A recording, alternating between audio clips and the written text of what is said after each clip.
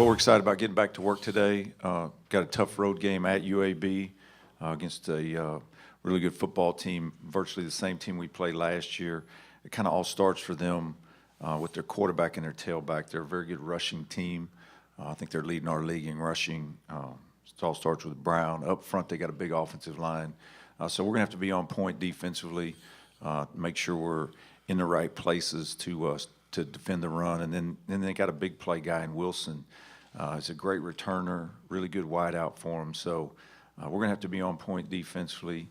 Offensively, we're going to try to find a way to run the ball like always against a big defensive front. Once again, this group's pretty big up front. They're pretty athletic. So, we had played a good game with them last year, went down the last play of the game. So we know we're going on the road, tough place to play against a really good football team. Yeah, I think so. We always want to run the ball. It'll be nice to have Nate back. Nate will play his first game, Nate Davis, so that'll be good to have him up front, give us some added depth in our offensive line. So hopefully that helps. But we've got to get Mac, Benny, those guys going early. Yeah, we just, we got a little shelled on the road coming out of the game. We had some guys that hadn't been on the road yet, and it just kind of jumped on us early. And don't know why. We had a couple guys go the wrong direction on the kickoff, and it broke on us.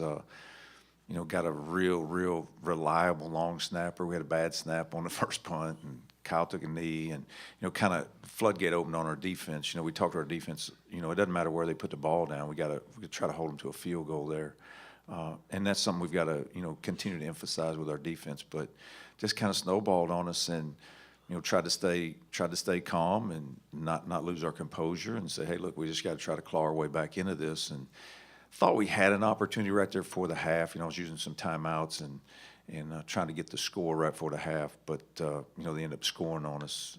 Kind of backfired. We ended up getting 3 at the end, but was trying to crawl our way back in it. Well, like Coach Lambert said, that whenever we get the ball spotted, it's a shorter field, so that's a better opportunity for us defensively.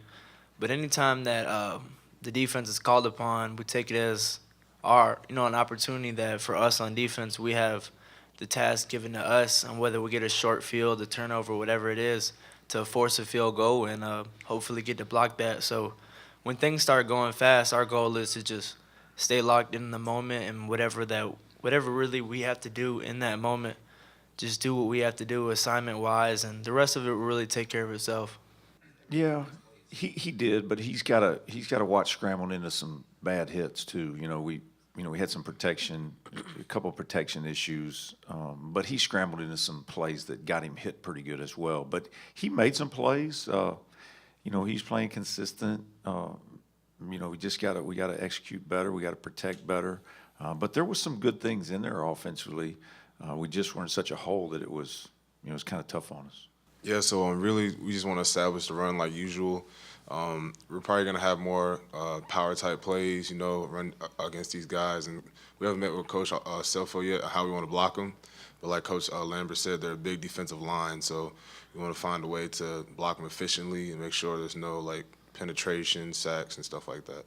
The big thing is just, having people, screaming in the back of your ear and, not having your fans and family behind you. That's probably, what really scared, some of the younger guys, or just, just not being in your element and being uncomfortable. So we have to be comfortable with being uncomfortable. And then now that we got that out of the way, it should be a perfect, situation now. It's just like you said, it's very, nerve-wracking when you're okay, we got to fight through this. And some guys that haven't been through that, since a high school game where it's not as many people as thousands and thousands of people playing, chanting against you, So it's just very hard that way. You have to focus on what coach wants you to do, reads, and blocking the right person and tackling the right person.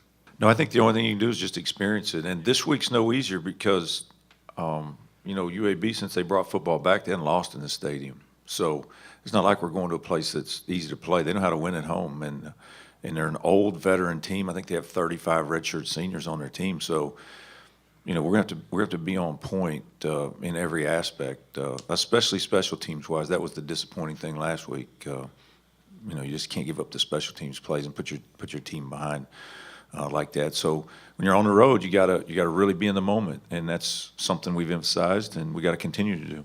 Yeah, I don't know. I know they'll be real motivated. I think that's the number one thing we got to get across to our team. That's the one thing I think I told our team on Sunday that I failed them last week was I didn't do a good enough job of making these guys understand how UMass was going to come out and play. You know, we got to understand how hard UAB is going to play. They thought they had the game won last year, and you know, we pulled that rabbit out of the hat there at the end, and so they're going to be motivated to play us, and our guys got to understand that.